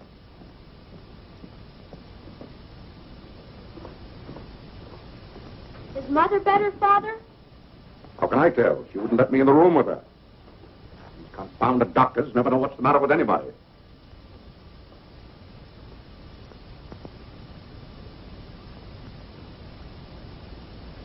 Father, Yes? Mother's going to get well, isn't she? Of course she's going to get well.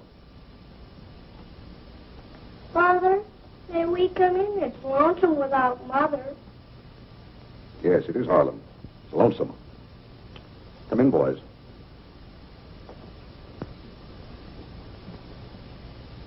What have you been doing, Harlem? Nothing. They won't let me upstairs. What about you, Whitney? I was supposed to learn the rest of my catechism. Will you hear me, Father?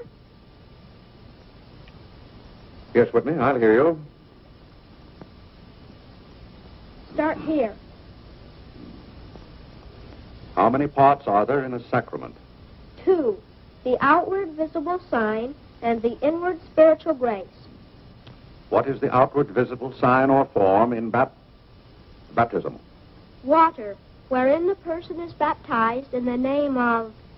You haven't been baptized, have you, Father? Whitney, what is the outward visible sign? Water, wherein the person You don't know it well enough, Whitney. You'd better go and study it some more. You want me to read to you, Harlan? Father, are they going to put you into hell? Whitney, take Harlan with you.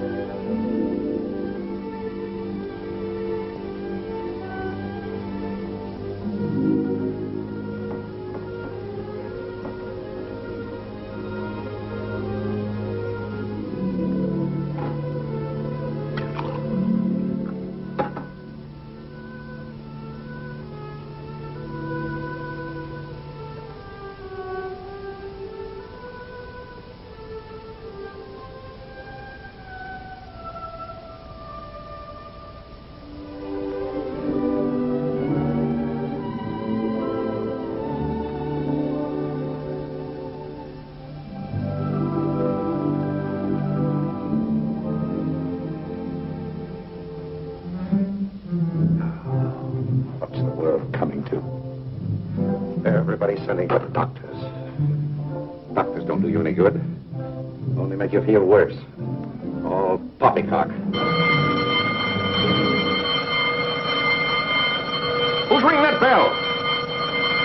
Stop that noise! Stop it, I say! What idiot's ringing that bell? Mr. Day, we must all be quiet. Mrs. Day is very ill. I know she's ill. Go up and see if she needs anything. And what are you doing out of the house? Send for the minister. The minister? He'll be right in. He's paying off the cab.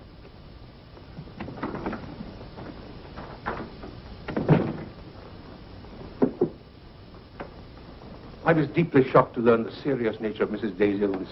Will you take me up to her? She's resting now. She can't be disturbed. The doctor will be back in a minute. Mrs. Day has been a tower of strength in the parish. Everyone liked her so much. Yes, she was a fine woman. I wish to heaven you wouldn't talk about Mrs. Day as if she were dead.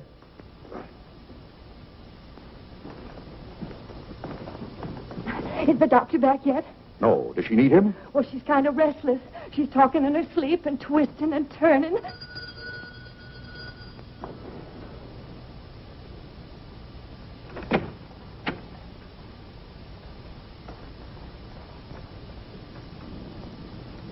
Well, Doctor, it seems to me that was a pretty long 10 minutes. See here, Mr. Day, if I'm to handle this case... How can you handle it if you're out of the house? Who is this? It's Dr. Summers. How do you do? I felt that Mrs. Day's condition warranted my getting Dr. Summers here as soon as possible for consultation. I hope that meets with your approval. Yes, of course. Anything that can be done. Upstairs, Doctor. Pardon.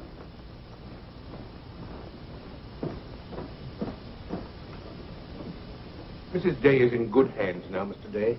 There's nothing you and I can do at the moment to help. Dr. Lloyd. Yes? There's something that's troubling Mrs. Day's mind. Oh? I think you know what I refer to. Yes. You mean the fact that you've never been baptized? Yes, I gathered that you knew about it from your sermon last Sunday. But let's not get angry. I think something had better be done about it. Yes, Mr. Day? When the doctors get through up there, I want you to talk to Mrs. Day. I want you to tell her something. Why, I'd be glad to. You're just the man to do it. She shouldn't be upset about this. I want you to tell her that my being baptized would just be a lot of confounded nonsense. But, Mr. Day... No, she'd take your word on a thing like that. And we both must do everything we can to help her now. But the solution is so simple. It would take only your consent to be baptized. That's out of the question. And I'm surprised that a grown man like you would suggest such a thing.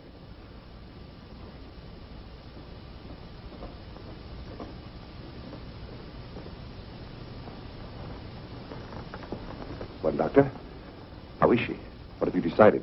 Is there a room we could use for our consultation? Well, yes, my library. Doctor? Dr. Summers, this isn't serious, is it? After we've had our consultation, we'll talk to you, Mr. Day. But surely you Rest assured, Dr. Summers will do everything that is humanly possible. We'll try not to be long.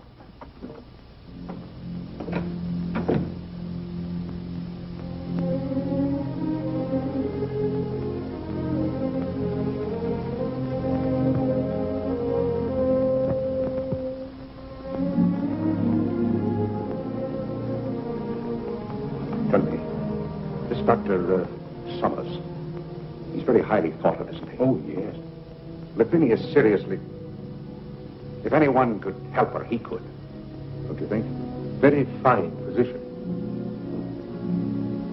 But there is a greater help, ever present in the hour of need. Let us turn to him in prayer. Let us kneel and pray.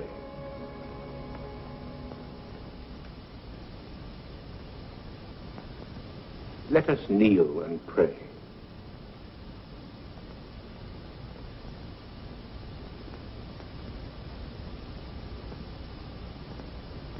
O Lord, look down from heaven. Behold, visit, and relieve this thy servant who is grieved with sickness. Have mercy on her, O Lord. Have mercy on this miserable sinner. Forgive her, and extend thy accustomed She's goodness. not a miserable sinner, and you know it. Oh, God! You know Vinnie is not a miserable sinner. She's a fine woman. She shouldn't be made to suffer.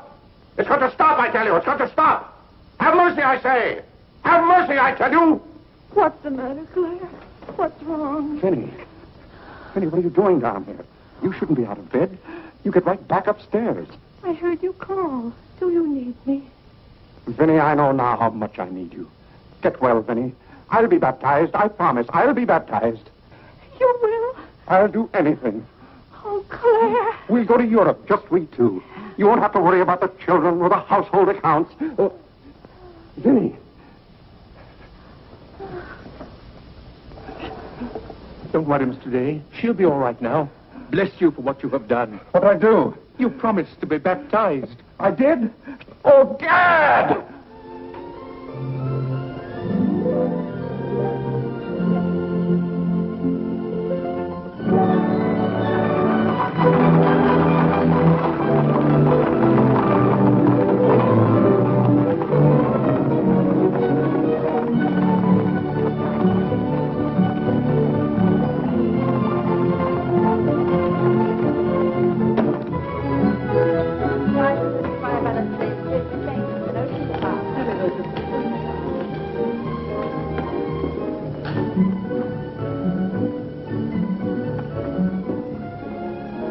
Isn't it drafty here, Mother?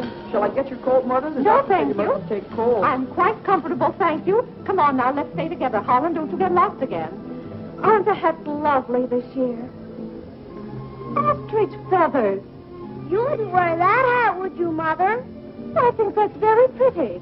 I think they're all pretty. Oh, I do need some pink silk thread. Oh, isn't this applique beautiful? Just arrived from Paris, madam. It's charming.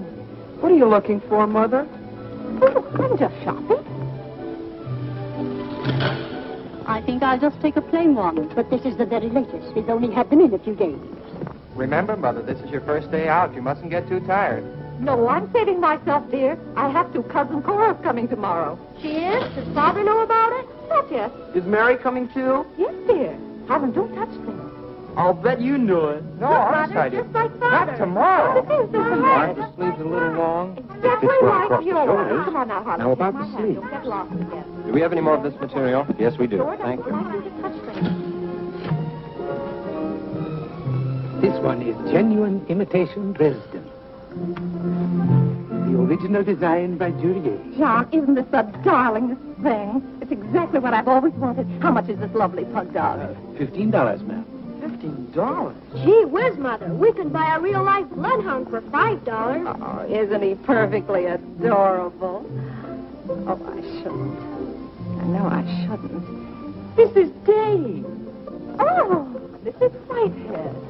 How nice to see you. Are you quite recovered? Almost. This is my first day out. We missed you at the church. You remember Mr. Morley? How do you do, Mrs. How do you do? Mr. Morley preached the Sunday Dr. Lloyd was ill.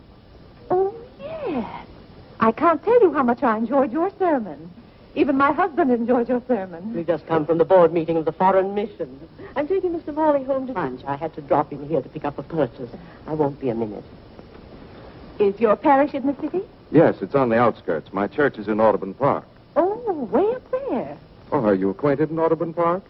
No, I don't believe we know a soul there. Mr. Morley, would this be possible? My husband, Mr. Day. If we lower the collar, it'll be a very fine fit.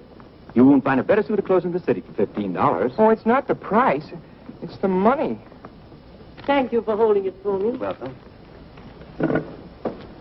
Goodbye, Mrs. Day. I hope we meet again soon. Goodbye. It was very pleasant meeting you again. I think it was divine providence. I shall be delighted to be of service. Goodbye, Mr. Morley. Goodbye.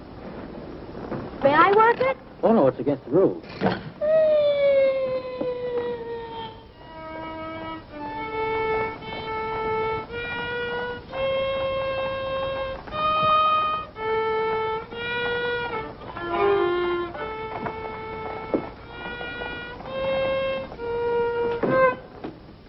Hello.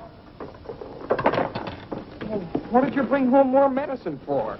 Dr. Bartlett paid us off, didn't he? Oh, yes. Oh, Jiminy, you scared me. I've got to take $15 right down to McCreary's. I bought a suit there this morning, and I said I'd have the money this afternoon. Gee, that's too bad. What's too bad? Well, you see, Clarence? What? Dr. Bartlett paid us off in medicine. Oh, God! Well, he thanked us, too, for our services to mankind. But my suit, I've got to have it tomorrow. And besides, they're making the alterations. I've got to have $15. Maybe you could offer them 15 bottles of medicine. Oh, they wouldn't take it. McCreary's don't sell medicine. Father. Vinnie, I'm home. Good afternoon, sir. How's your mother, Clarence? Oh, the ride this morning did her a lot of good. She'll be well enough to go to church with us next Sunday. Ah, fine. Father, have you noticed I haven't been kneeling down in church lately? Don't let your mother catch you at it. Then I have to have a new suit of clothes right away. That doesn't make sense. But I can't do anything in your clothes that you wouldn't do. Well, if my old clothes make you behave yourself, I don't think you want to wear anything else. Oh, no, you're you and I'm me. I want to be myself. I mean, suppose I should want to kneel down in front of a girl. Why, in heaven's name, should you want to do a thing like that? Well, I've got to propose to a girl sometime. Clarence. Well, not right away, but for $15 I can get a good suit of clothes. Clarence, you're beginning to talk as crazy as you... Hello, Vinnie. You feeling better today, huh? Much better, thank you, Claire. You don't have to hurry home from the office every day like this. With business the way it is, there's no use going to the office at all. Yes, you do look better, Vinnie. What did you do today? Well, I got a carriage and took the boy for a ride, and we stopped in at McCreary. And, oh, Claire, I've the most wonderful news for you. Who do you think I met? Mr. Morley. Morley? Never heard of him. Remember that nice young minister who substituted for Dr. Lloyd one Sunday? Oh, yes. Right young fellow. Preached a good, sensible sermon. Short one, too. Ought to be more ministers like him. Well, Claire, his parish is in Audubon Park. You know, way up above Harlem. Nobody knows you up there. You'll be perfectly safe. Safe? Vinnie, what the devil are you talking about? I've gone all over everything with Mr. Morley, and he's agreed to baptize you. Oh, he has. The young whippersnapper. Very nice of him. We can go up there any morning. We don't even have to make an appointment. Who said I was going to be baptized at all? Why, Claire, you did. Now, Vinnie. You gave me your promise, your sacred promise. You said I'll be baptized. I promise I'll be baptized. Well, what if I did? Claire, aren't you a man of your word? Vinnie, we all thought you were dying. So naturally I said that to cheer you up. As a matter of fact, the doctor told me that's what cured you. Well, it seems to me pretty ungrateful of you to press this matter any further. My being well has nothing to do with it. You gave me your word. You gave the Lord your word. And you're going to march yourself up to Mr. Morley's church some morning before you go to the office and be christened. If you think for 1 minute... What in the name of heaven is that? If you think I'm going to let you add the sin of breaking your solemn and sacred promise... I demand to know what that repulsive object is. It's perfectly plain what it is. It's a pug dog. What is it doing in this house? I wanted it, and I bought it. You spent good money for that? Claire, don't try to change the subject. How much did you pay for that atrocity? I didn't pay anything for it. I charged it. Charged it, I might have known. How much was it? $15. $15? Claire, For that eyesore? don't you call it lovely work of art an eyesore? It will look beautiful sitting on a red cushion by the fireplace in the living room. If that sits in the living room, I won't. Furthermore, I don't even want it in the same house with me. Get it out of here. Claire, you're not going to get out of this room until you set a date for your baptism. I'll tell you one thing. I'll never be baptized as long as that hideous monstrosity is in this house. All right. All right. Clarence. That pug dog goes back this afternoon, and he's christened first thing in the morning. You heard him, didn't you, Clarence? You heard him say that he'd be baptized as soon as I got this pug dog out of the house. You hurry right back to McCreary's with it, and be sure they credit us with $15. Oh, Mother, while we were at McCreary's, I happened to see a suit I'd like very much, and the suit was only $15.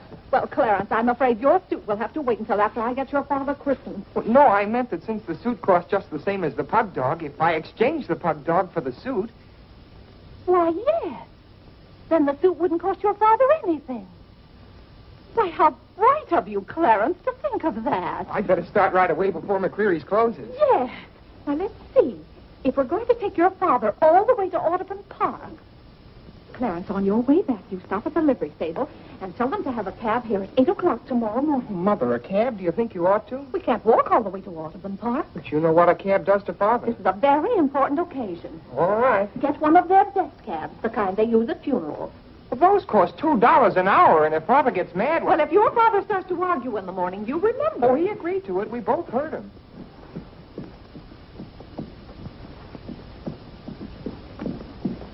I hope you notice Clarence is returning the pug dog. That's a sign you're getting your faculties back. Don't dawdle, Clarence.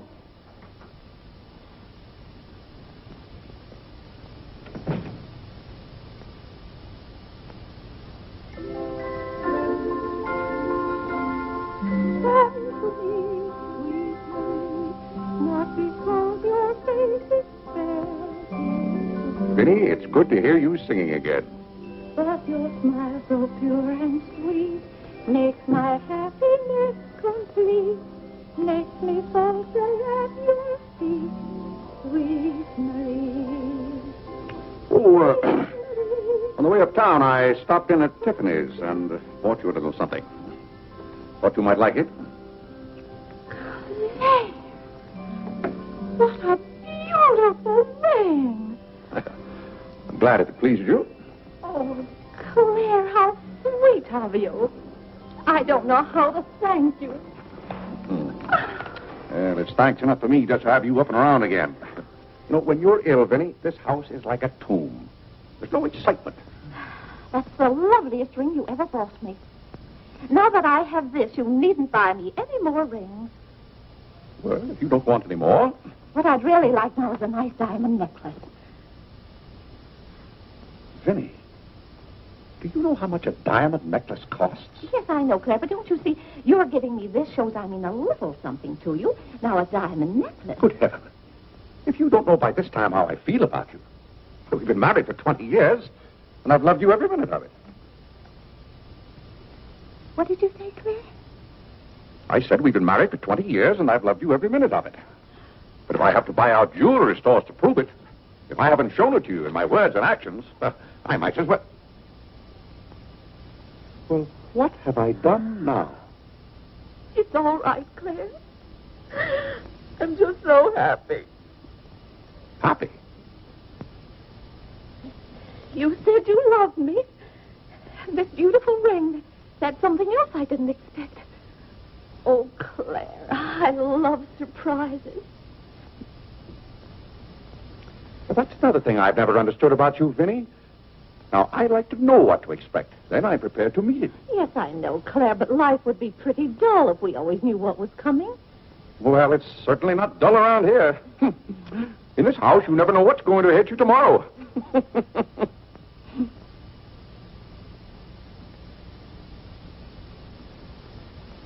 Every daisy in the dell knows my secret, knows it well, and yet I dare not tell thee, sweet Marie, sweet Marie, Sweet Marie, come to me, not because your face is fair, love to see, love to see. every daisy in the dell knows my secret, knows it well, and yet I dare not tell, sweet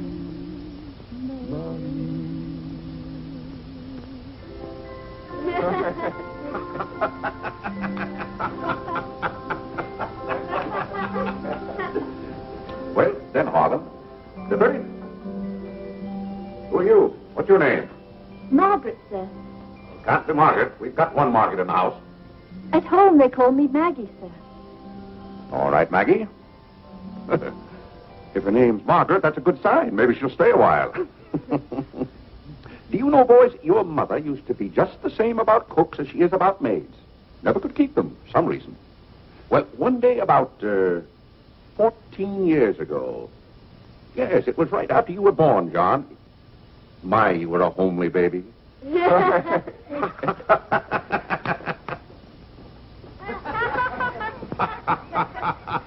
you, Margaret. Good morning, boys. Good morning, Good morning, Mother. Good morning, Claire. Morning, Vinnie. Why, you look as though you were dressed for a wedding. Do I, dear? Yes. Have a good night? Yes, thank you, Claire. Sit down, Vinnie. Sit down, boys. Oh, thank you, Clarence. Well, seems to me everyone's all dressed up this morning. What's on the program for this fine day? Well, this afternoon, May Lewis's mother is giving a party for everyone in May's dancing class. Harlan's going to that. I don't want to go, Mama. Harlan, don't you want to go to a party and get ice cream and cake? May Lewis always tries to kiss me. When you get a little older, you won't object to girls wanting to kiss you. Will he, Clarence?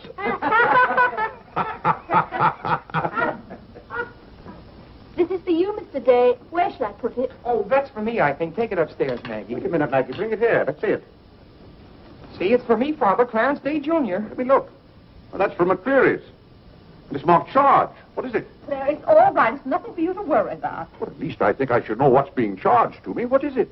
Claire, stop your fussing. It's a new suit of clothes for Clarence, and it isn't costing you a penny. It's marked charge $15. It's costing me $15. And I told Clarence... Claire, can't you take my word? It isn't costing you a penny. I'd like to have you explain why it isn't. Because Clarence took the pug dog back and got the suit instead. Of course. And they've charged me $15 for the suit. Nonsense, Claire. We gave them the pug dog for the suit, don't you see? Then they've charged me $15 for the pug dog. But, Claire, they can't. We haven't got the pug dog. We sent that back. Well... But... Well, now, wait a minute, Vinnie. The suit... Well, there's something wrong with your reasoning. Well, Claire, I'm surprised at you when you're supposed to be so good at figures. That's perfectly clear to me. Vinnie, they're going to charge me for one thing or the other. Don't you let them.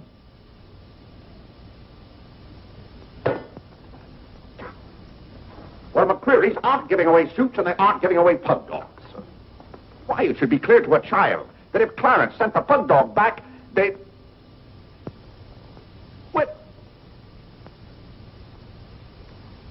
I will not have that botanical freak in this room. John, have you been going around this town selling medicine? Yes, Mother. Dog medicine? No, Mother, not dog medicine. This letter from Mrs. Sprague says you sold her a bottle of this medicine and that her little boy gave some of it to their dog and it killed him.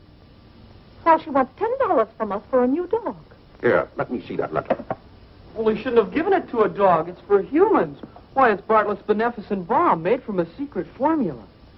Have you been going around among our friends and neighbors selling some patent nostrum? But it's good medicine, Father. I can prove that by Mother. Vinnie, what do you know about this? Well, nothing, Claire. But I'm sure John... No, I mean that day Mother was... That's enough. You're going to every house where you sold a bottle of that concoction and buy it all back.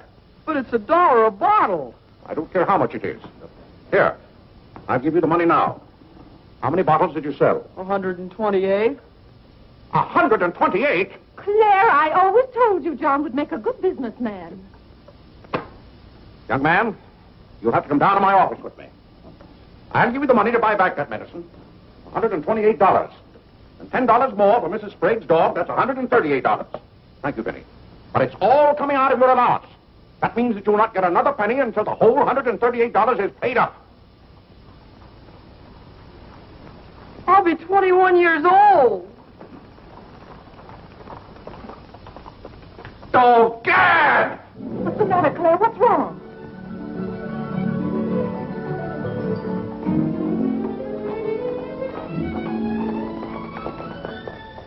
Those gypsies are back. Don't anyone answer the door. They're moving in on us again, bag and baggage. I won't have it, I tell you. I won't have it. Now, Claire.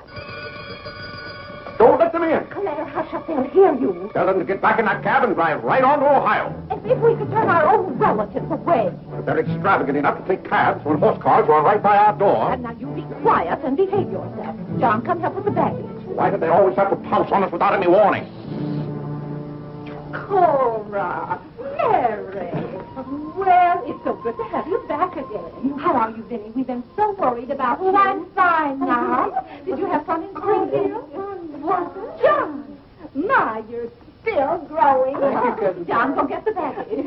There's Whitney. How are you, darling? Fine, thank you. And little Harlan. Have you been a good boy? No.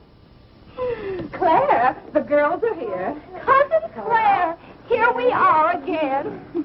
My, it's so nice to be back. How do you do, Mr. Day?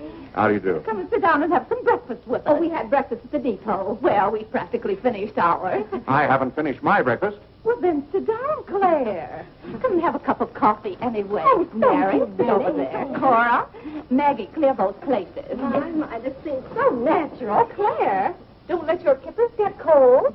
Maggie, serve some coffee. Yes. Where's Clarence? He must be upstairs moving his things so you can have his room again. Oh, Vinnie, we can't stay overnight. Grandpa Edison's been sailing very fast, and that's why I have to hurry back. We're leaving on the 5 o'clock train this afternoon. Well, Cora, it certainly is good to see you again.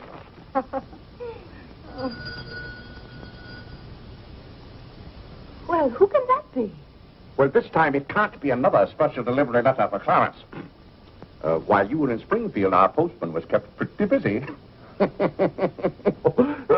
the cab, ma'am. Cab? What cab? The cab that's to take us to Audubon Park.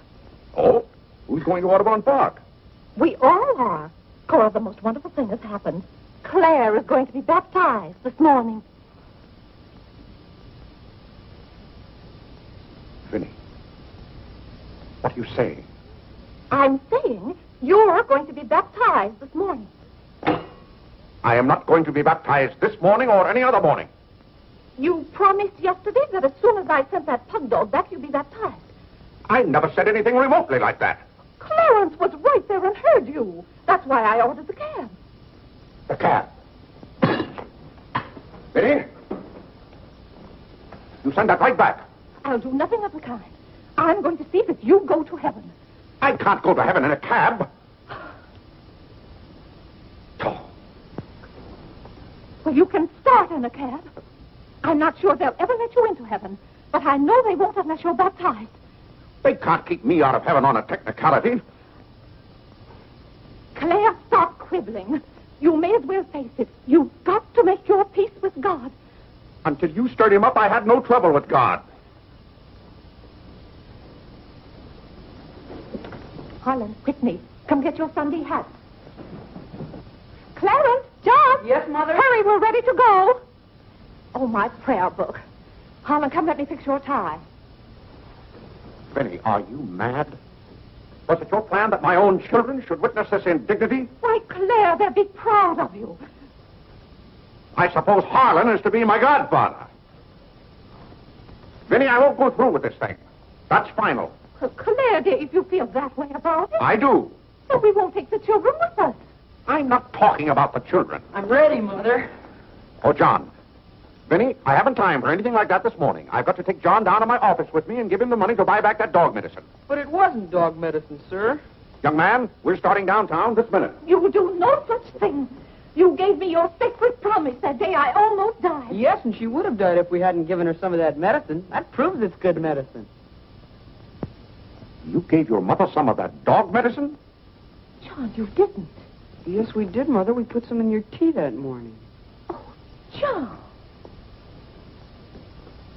Do you realize you might have killed your mother? You did kill Mrs. Sprague's dog. John, I'll have to give considerable thought as to how you're to be punished for this. But Claire... No, Vinnie. When I think of that day, why, we might have lost you. You're all right now, thank heaven. But what I went through that afternoon, the way I felt, I'll never forget it. You've forgotten it already. What do you mean? That was the day you gave me your sacred promise. Yes, but I wouldn't have given you my promise if I hadn't thought you were dying, and you wouldn't have almost died if John hadn't given you that dog medicine. Don't you see? Well, the whole thing is illegal. Suppose I had died. It wouldn't make any difference to you. You don't care whether we meet in heaven or not. You don't care whether you ever see me and the children again. Now, Vinnie, you're not being fair to me. It's all right, Claire. If you don't love us enough, there's nothing we can do about it. But that has nothing to do with it. I love my family as much as any man. All my life I struggled and worked just to... Yeah, there's that cab. Vinnie, you're not well enough to go all the way to Audubon. Oh, I'm well enough if we ride. But that trip would take all morning. And those cabs cost $1 an hour. This is one of their best cabs. This costs $2 an hour. Well, then why aren't you ready? Get your hat on. Oh, tarnation! Hallelujah! Amen! Young lady, if it hadn't been for you, no one would have known whether I was baptized or not.